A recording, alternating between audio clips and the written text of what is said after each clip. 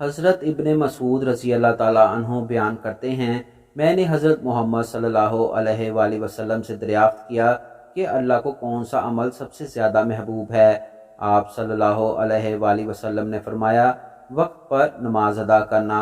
मैंने अर्ज़ किया, फिर कौन सा अमल? आप सल्लल्लाहु अलैहि वसल्लम ने फरमाया, वालदैन से अच्छा सलूक करना। फिर कौन सा? सल्लल्लाहु अलैहि वसल्लम ने फरमाया, अल्लाह की राह में जहाद करना। इब्ने मसूद रज़ी अल्लाह ताला अन्हु बयान करते हैं, आप सल्लल्लाहु अलैहि वसल्लम ने मुझे ये बातें बताईं।